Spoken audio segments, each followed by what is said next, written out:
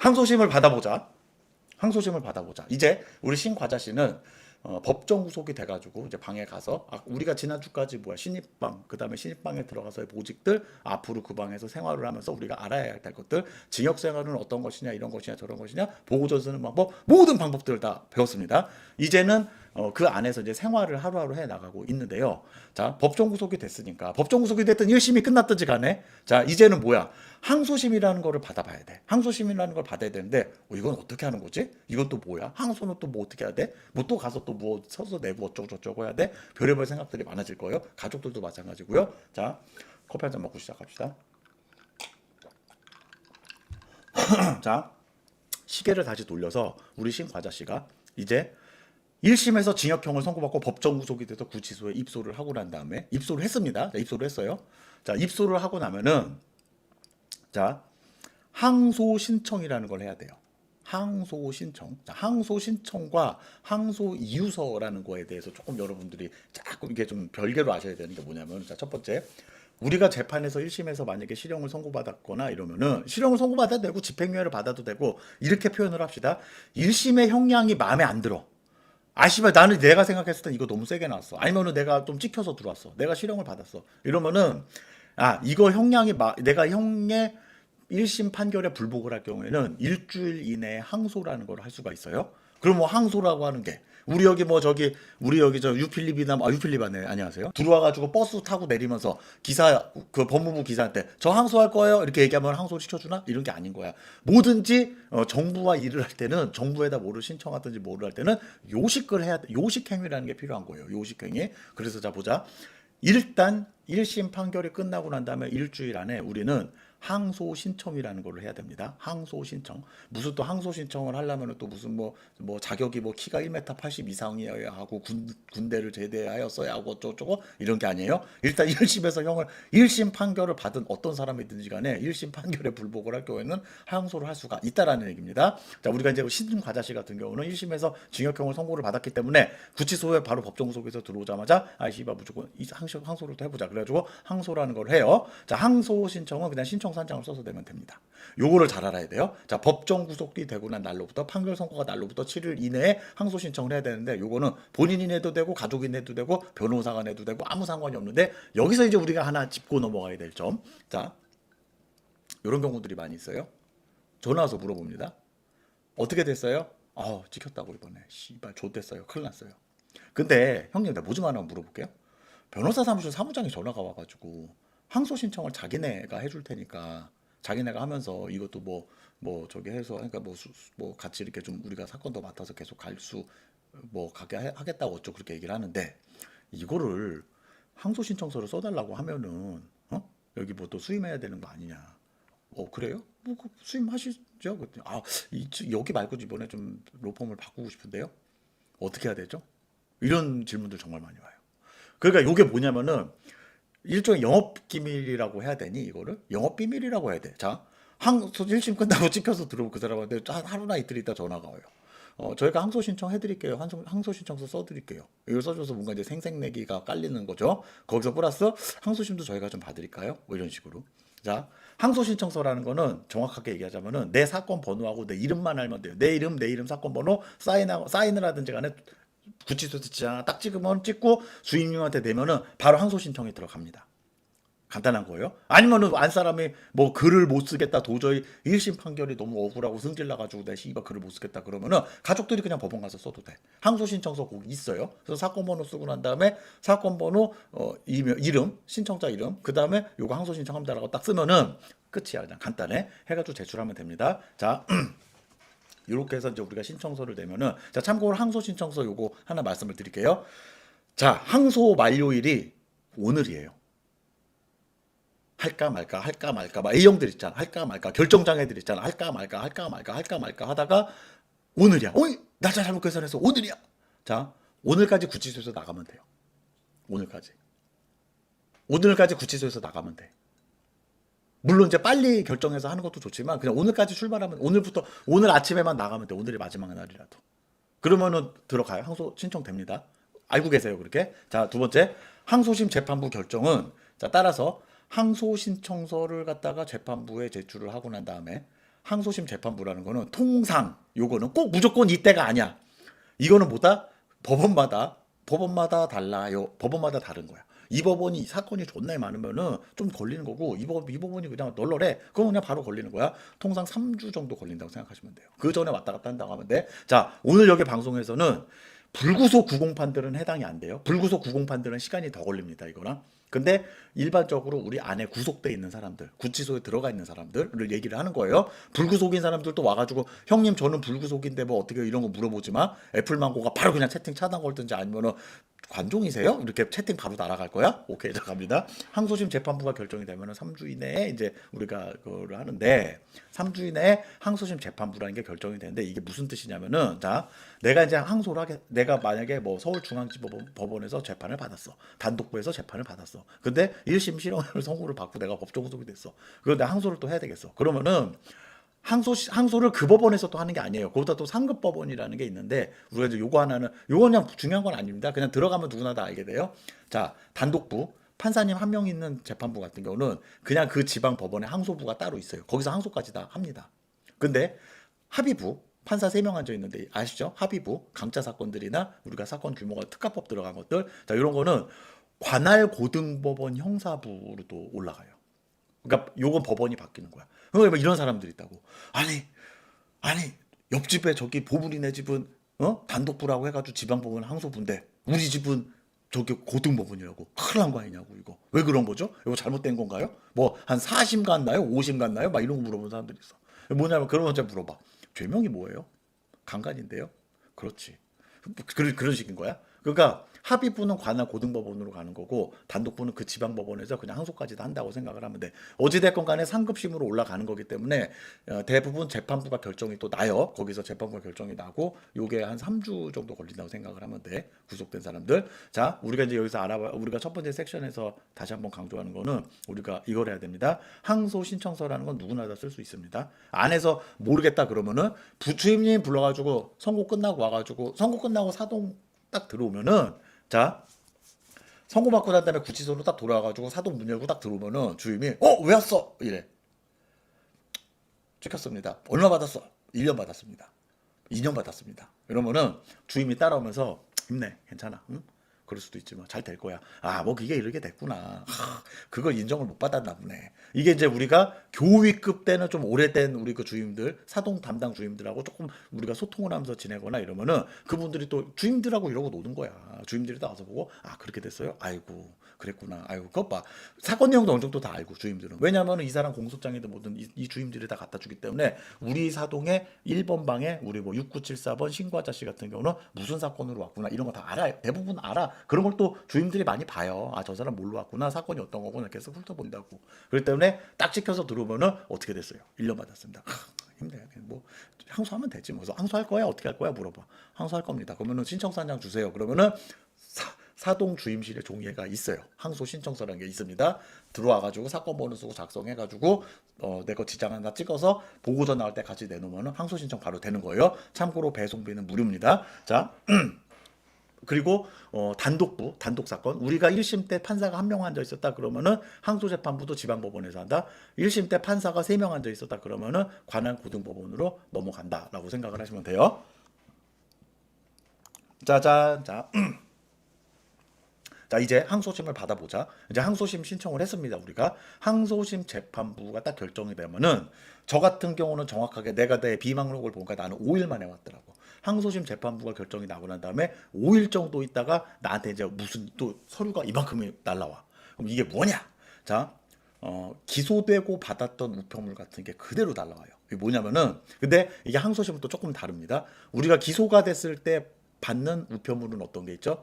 재판부 결정문이라는 게 있고 그 다음에 우리가 그 공소장이라는 게 날라오고 검찰에서 나를 무슨 범죄로 해서 기소를 했는지에 대한 그 공소장이 다 나오고 그 다음에 국선 변호인 신청서라는 게 날라와요. 그래서 국선 변호인을 신청할 거예요, 말 거예요. 그래서 저는 국선 변호인 신청을 할 거예요. 그리고 우편물을 보내면은 국선 변호인 선정됐어요. 그리고 너는 누구한테 변호를 받으세요라고 날라오는데 여기는 우리가 그 안에 있잖아, 그죠? 자, 구속돼 있는 사람들은 사선 변호인 선임계가 없으면 자동으로 국선 변호인이 선임이 돼요. 구속이 돼 있는 사람들. 근데 불구속인 사람들은 요거는 내가 두 개의 법원에서 내가 봤기 때문에 딱 다 이렇다라는 건 할 수 없는데 인천 쪽에서 내가 예전에 한번 이렇게 좀 나랑 뭐 이렇게 같이 좀 봤던 사람이 보니까 항소를 했더니 여기 같은 경우는 또 뭐다 변호인을 마음에 드는 변호인을 골라보세요. 그래가지고 쫙 변호인 국선 변호인 명단을 또 주는 게 있더라고. 어떤 때 같은 경우는 그냥 국선 변호인 신청하세요. 그러면은 너는 그냥 이 사람한테 변호를 받으세요라고 날라오고. 그러니까 이게 뭐 하여튼 그렇다는 점. 이럴 수도 있고 저럴 수도 있다는 거. 어찌됐건 간에 팩트는 뭐야? 안에서 구속돼 있는 상태에서 변호사가 없으면은 자동으로 항소심 재판부에서 그 재판부의 국선 변호인을 선임을 해서 꽂아준다라는 거예요. 따라서 이제 그런 우편물들이 그런 문서들이 구치소의 재가민이라고 하죠. 재가민 우리 안 사람에게 날라옵니다. 그러면은 거기에 항소심 재판부가 어디로 결정이 났다? 국선 변호인은 누구다라는 것까지 해가지고 날라와요. 그리고 여기에 종이 한 장이 더 있는데 이제 이런 내용이 적혀 있어요. 이 재판부 결정문을 받고 난 날로부터 며칠 이내에 항소 이유서를 작성해서 재판부에다 작성을 하시오라고 얘기를 딱 합니다. 그럼 이때서부터 이제 머릿속에 또 뭐야? 삐삐삐삐삐삐삐삐삐삐 알지? 생각 많이 해. 항소 이유서 어떻게 써야 되지? 어떻게 써야 되지? 뭐 이거는 네가 걱정을 하지 않아도 돼. 그냥 어차피 항소심 변호사들이 다 써주는 거예요. 자, 지금부터 이제 잘 들으셔야 됩니다, 여러분들. 자, 이 통보를 받고 난 날로부터 항소 이유서를 작성을 해서 제출을 해야 되는데 이거를 변호사들이 써줘요. 변호사님들이 써줍니다. 국선 변호인들이 사실은. 그렇기 때문에 이 국선 변호인들이 뭐 국선 변호인이 딱 선정이 됐다고 재판부가 결정이나 그러면 한 4일에서 5일 그러니까 내가 재판부 결정이 나고 난 다음에 이미 재판부가 결정이 나면서 국선 변호인까지 선임이 다 됐을 거예요. 그러면 요게 날라오고 난 다음에 요거 우편물을 딱 받잖아. 그래서 내가 따로 사선 변호인 선임을 하지 않으면은 요 국선 변호인 사무실에다가 1심 사건 기록을 보내줘요. 재판부에서. 그래서 요 국선 변호인 사무실로 요 서류가 도착을 하는 날로부터야. 기산일 자체가. 따라서 요 시기. 그러니까 뭐냐면은 항소심이 돼서 국선 변호인 선임이 됐는데 도대체 우리 변호사님은 왜 선임을 안 와요?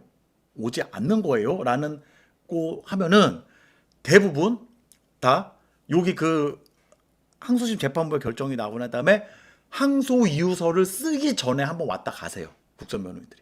그러니까 뭐 우리 국선 변호인은 신경을 안 쓰네. 씨발 국선 변호인은 족같네 어쩌네 교육하지 마세요. 그분들도 자기 스케줄이 있기 때문에 이렇게 해서 결정이 나면은 막 이런다고. 이 우편물 받은 날은 언젠데 그 안에서 씨발 시간은 막 가고 있는데 왜 안 오는 거냐고. 아닌 거야. 그 사람들한테 재판 기록이 송달이 된 그 시간부터 기산을 하는 거기 때문에 그 사람 국선 변호인들이 알아서 와요. 와서 변호사 접견하고 난 다음에 그때 내가 국선 변호인한테 뭘 말을 할 건지에 대한 것도 미리 생각을 해놔야 되는 거야. 그냥 걱정을 하지 마. 그 사람들은 밥 먹고 그것만 하는 사람들이니까. 따라서 요 시기에 국선 변호사들이 접견을 온다는 거예요. 자, 여기서 보다 사선은 제외예요. 사선 변호인들은 뭐 접견 왔을 때 여보 변호사님 좀 오라고 해주세요. 그럼 변호사님들이 오겠죠. 그지? 자, 따라서 항소유서 제출일은 변호인 선정 후 변호인이 사건 서류를 송달을 받는 날로부터 기산이 된다라는 의미입니다. 이 말 무슨 뜻인지 잘 모르겠으면은 여기다 적어놔. 그리고 이따 이거 끝나고 난 다음에 내가 또 한번 되짚기를 해줄 테니까 그때 돼서 다시 들으면 돼요. 따라서 우리가 뭐다? 뭐 이런 거 저런 거 사실 신경 쓰지 마세요. 본인들은 뭐를 해야 돼? 항소유서 어떻게 쓸지 걱정하지 말고 양형자료, 합의서나 신경을 쓰라는 거야. 그치? 만약에 합의가 없는 사건 같은 경우, 그러니까 합의서가 굳이 필요가 없는 사건들은 여기서 내 어떤 양형자료를 넣어야 되는지에다 되는 것만 신경을 써야 되는데 요거 이제 뭐 요거는 우리 이제 그 시청자 중에 최근에 한 분이 뭐 내가 뭐 누구라고 닉네임을 따로 얘기를 하지는 않겠습니다. 이제 우리 그 시청자 중에 한 분인데 이분이 이제 그 요분 같은 경우는 안 사람이 뭐 피해자가 없는 사건이에요. 향 쪽입니다. 그래가지고 향인데 이게 뭐 이 사람이 아주 뭐 전문적으로 막 계속 몇 번 하다가 전과 몇 번인 사람이 아니라 그냥 초범으로 딱 걸린 사람이야. 이 사람 같은 경우는 우리가 이제 초범이고 또 외국인입니다. 외국인인데 이제 본인이 그 뭐 대구 일을 하던 그런 데서 이렇게 뭐 어떤 그런 좀 그런 뭐라고 해야 돼 내가 대구 밑에서 일을 했지만 이 친구가 퇴근하고 나쁜 사람들하고 어울리면서 해가지고 하다가 이제 그게 적발이 돼가지고 이렇게 했는데 이 양반이 뭐 이 사람 입장에서는 이 사람이 굉장히 뭐 개인적으로 심적으로 힘든 일이 있어서 충분히 어떤 그런 탈선을 할 만한 이유도 있어 보였고 또 이 사람이 자기랑 일할 때 정말 일도 잘했고 여러 가지 여러모로 참 좋았었기 때문에 내가 저 사람 좀 도와줘야 되겠다. 그래가지고 최근에 이제 뭐 그 이분을 위해서 변호인도 따로 선임을 해주시고 자기가 이런 고용주들도 있어. 씨발. 이 방송을 보고 있는 외국인 노동자들은 대한민국 사장님들이 다 족같은 새끼들만 있다고 생각을 하지 마십시오. 뭐 이런 아주 좋은 사람도 있어요 보면은.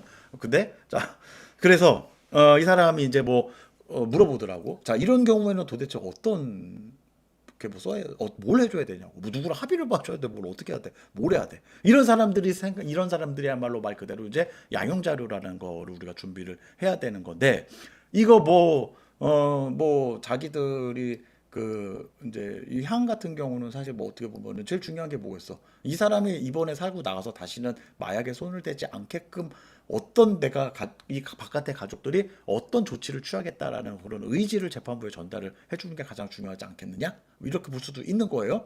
나는 몰라. 그냥 어떤 사람이 다 이러고 앉아 있는데 누가 이렇게 지나가면서 향 같은 경우는 이런 부분에 대해서 신경을 써주면은 좋을 거라고 얘기를 해도 괜찮지 않을까 생각해요라고 말을 하길래 난 그냥 방송에 나와서 내가 얘기를 하는 거예요. 그래서 이게 뭐냐면은 뭐 이런 사람들 같은 경우는 따로 합의를 보거나 이런 건 없으니까 뭐 이 사람이 뭐 이렇게 해가지고 나가더라도 뭐 다시는 향을 하지 않도록 뭐 가족들이 이렇게 돌볼 것이고 뭐 이 사람 이 사람이 여기서 만약에 출소를 하고 나가면은 밖에 나가서 또 이런 걸 할 수 있는 환경이 아니라는 부분에 대해서 좀 필요하다면 또 증명을 해줄 수도 있어야 되고 이분 같은 경우는 뭐 다량의 투약을 한 게 아니라 한두 번 정도 하다가 들어간 거기 때문에 뭐 뭔가 이제 좀 부빌만한 게 되는 거지 그지 알고 봤더니 뭐 향 막 전과 막 12번 막 이래버리면 그거 뭐 할 말 없는 거고 그거는 그래서 이런 식으로 양형 자료라는 거는 그냥 그런 양형 자료를 쓰든지 아니면은 기본적으로 합의 사건이라는 건 뭐야?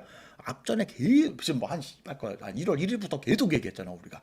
합의 사건은 합의 안 보면은 양형 자료고 지랄이고 다 필요 없어. 그럼 괜히 힘 빼는 데 쓰지 마. 뭐 탄원서 반성문 가족 뭐 이런 거 쓴다고 해서 뭐 줄일 것 같아? 아니야. 그거 괜히 힘 뺄 필요 없어요.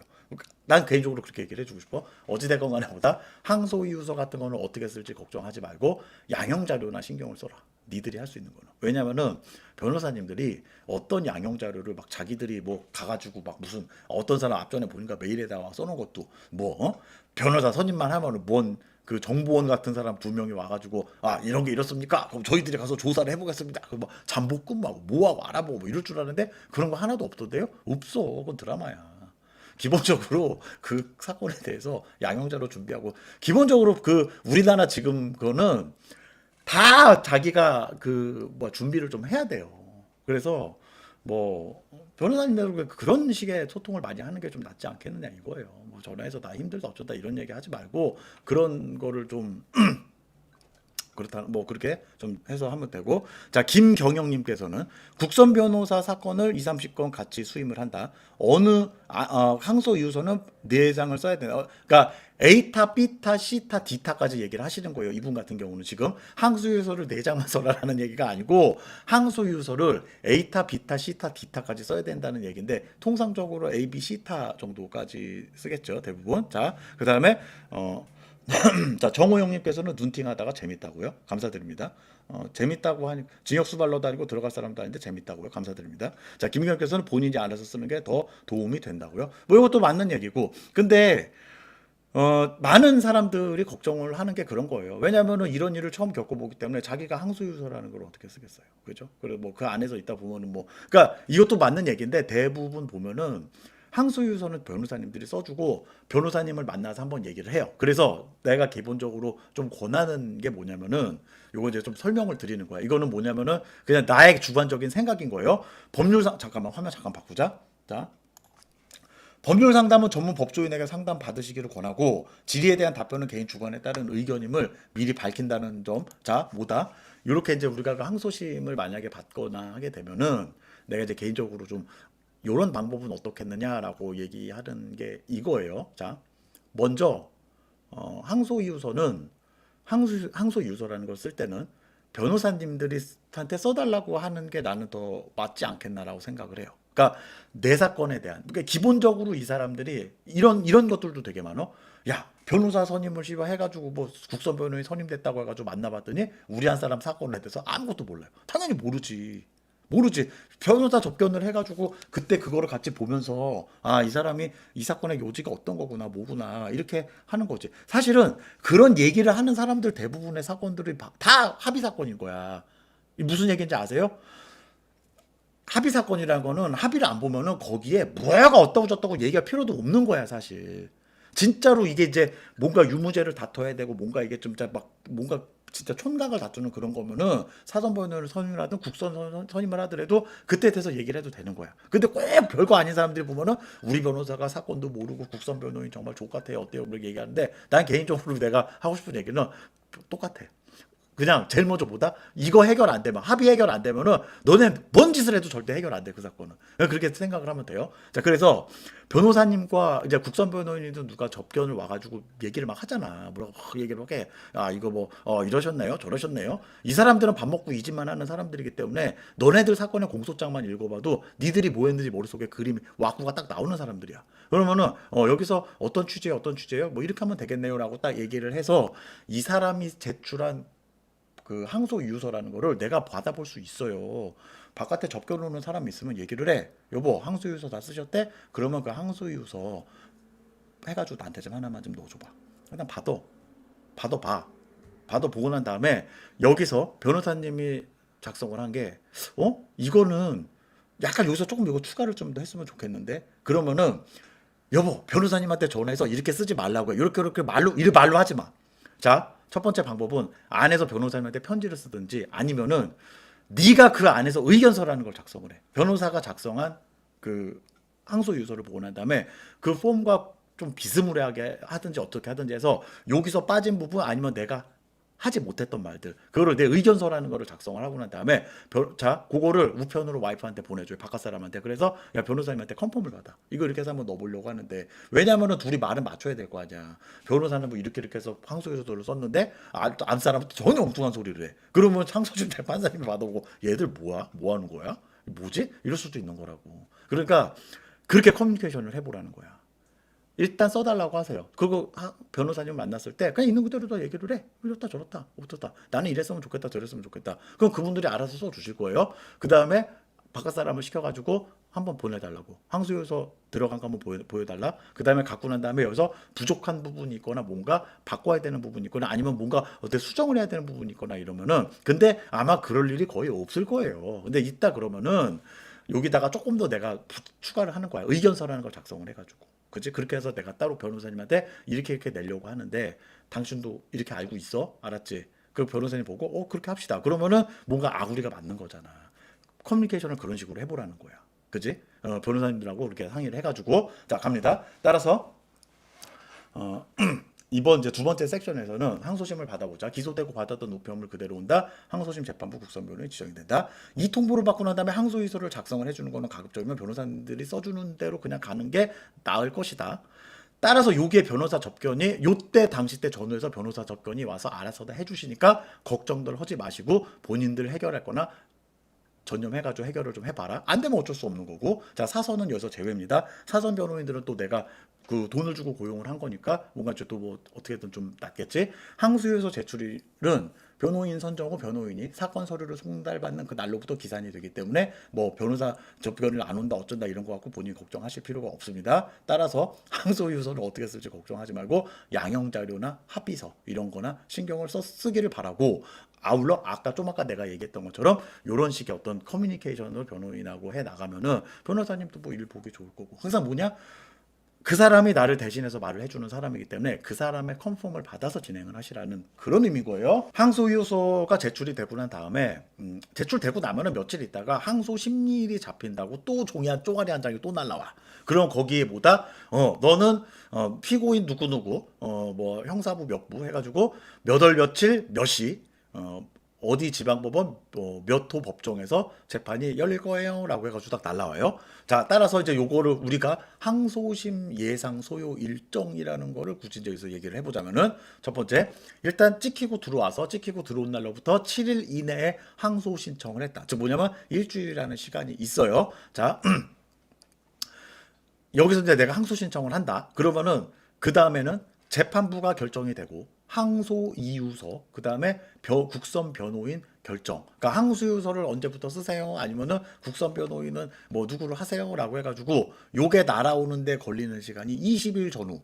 플러스 마이너스 20일 전후 정도로 보면 되고, 요때 요게 날아오고 난 다음에 변호인이 접견을 올 것이다. 요거는 국선 변호인을 얘기를 하는 거예요. 자, 따라서 국선 변호인이랑 접견을 하고 난 다음에 국선 변호인이 사건 기록을 송달을 받은 날로부터, 그러니까 사건 번호를 송달받은 날로부터 우리가 기산을 해가지고 항소 유서가 들어가면은, 자, 항소 이유서가 제출이 되고 난 다음에 항소 이유서까지 제출하는 게 한 20일 전후 정도 생각을 하면 돼. 요 안에 거의 다 끝나. 그냥 이 안에 끝난다고 보면 되고, 자, 이게 항소 이유서가 들어가고 나면은 이제 심리일이 결정이 납니다. 심리일이 심리일 같은 경우는 4일에서 5일 정도 있다가 또 종이 한 장이 날라올 거예요. 여기에 피고인 누구누구는 뭐 몇 호 법정에서 이제 심리를 한다. 그러니까 그때 꼭 출석해 주세요라고 날라오는 거고, 그 다음에 약 2주에서 4주 정도 이후에 항소 심리가 시작이 된다고 보면 돼요.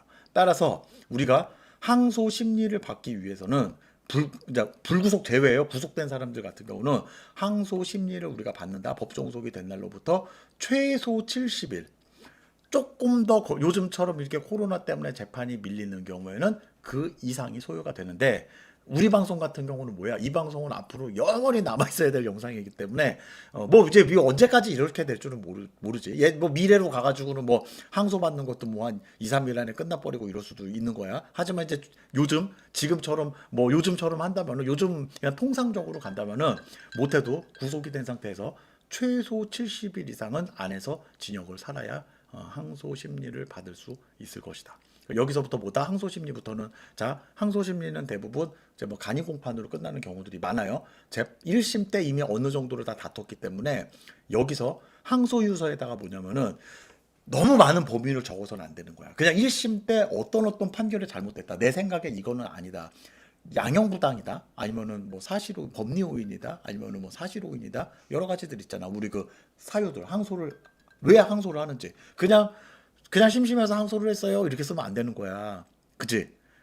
여기다가 왜 항소를 하는지에 대한 이유를 명확하게 적어줘야 되는데, 대부분 요 세 가지 중에 하나다라는 거예요. 뭐 양형부당. 왜 형량이 좀 높다. 근데 이 형량이 높다는 것도 그냥 형량이 높아서 씨발 징역 살기 싫으니까 징역 좀 짧게 주세요. 이렇게 쓰면 안 되는 거야. 그냥 1심에서 이 사람이 이렇게 받았는데, 왜 양형부당이라는 거를 했을 때 우리가 항소 기각당하는 줄 아세요? 그러면은, 자, 1심에 만약에 이 사람한테 징역 뭐 1년을 선고했다고 치자. 이게 왜 1년이 잘못된 거냐? 이 사람은 뭐 10월을 받아야 된다. 아니면 8월을 받아야 된다. 뭐 명확한 무슨 근거를 대주고 판사한테 설득을 해야지. 그냥 뭐 바깥에 가족들이 있고, 누가 있고, 뭐 피고인이 뭐가 어떻고 이렇게 써서 내면은, 아까 항상 우리가 하는 얘기 있잖아. 야, 그러면은 뭐 몸이 아픈 사람은 사고를 쳐도 징역을 막 조금 줘야 되겠네? 야, 나이가 먹은 사람은 징역을 조금 줘야 되겠네? 나이가 어린 사람은 또 범죄를 저질러도 징역을 조금 줘야 되겠네? 이거 말이 안 되는 논리인 거야. 그치? 그래서 피해를 회복을 하든지, 합의를 보든지, 아니면은 일부라도 피해를 좀 줄이든지, 어쩌든지, 그게 중요하다는 거예요. 양형부당이라는 게 그런 거야. 뭐 사실호인, 법리호인, 요거부터는 이제 진짜 이거는 말 그대로 그 무죄 싸움인 거지. 뭐 씨발 검사가 기소한 내용이 족같네 어쩌네 잘못됐네, 원래 증거는 이건데 저 사람 이렇게 했네 어쩌네, 이런 걸 싸우는 것도 항소가 있지만, 기본적으로 이 방송 보고 있는 사람들의 82.7% 같은 경우는 뭐야?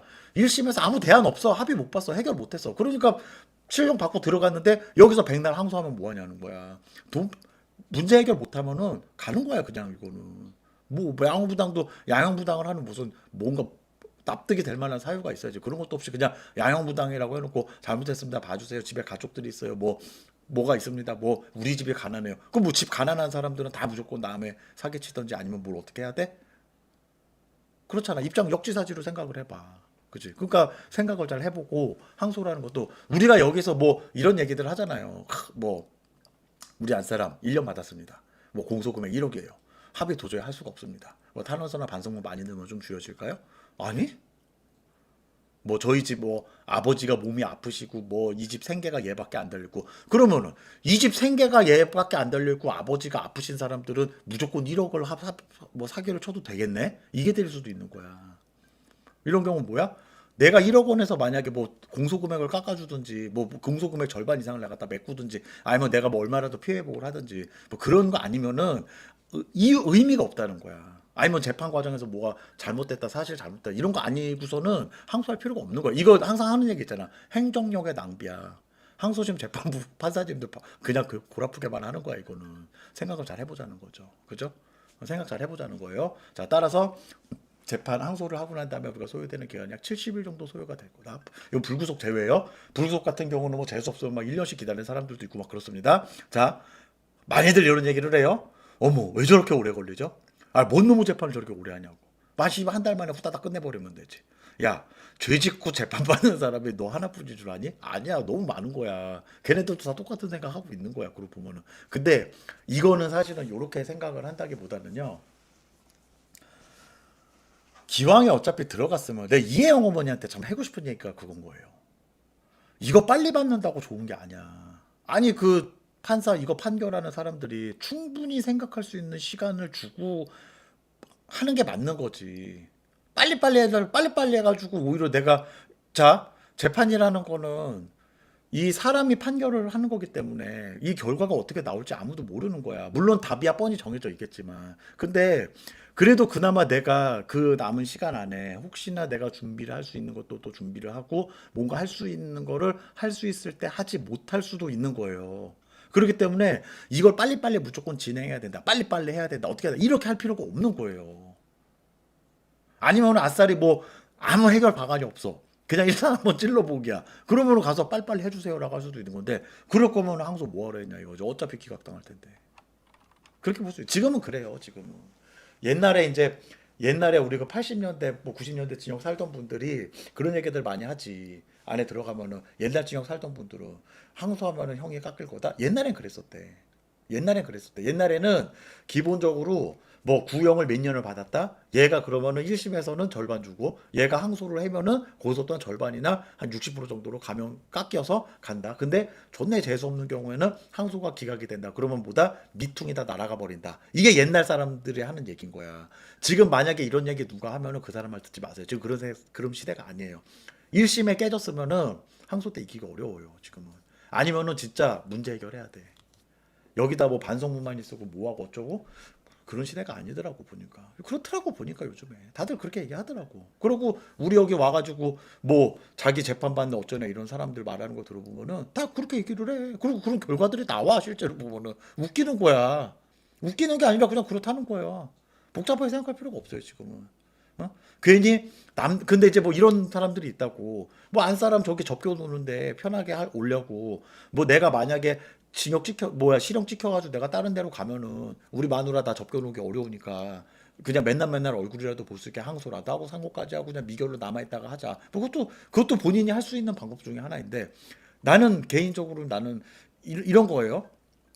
우리가 불필요한 행정력 낭비를 줄이기 위해서는 이거 딱 해서 답이 안 나올 것 같다 그러면 그냥 항소하지 마. 이런 사람들한테는 이렇게 해서 빨리 형이 확정돼 가지고 빨리 행형 성적을 쌓는 사람들한테 가석방을 줄 수 있는 뭔가 혜택을 또 주는 거지.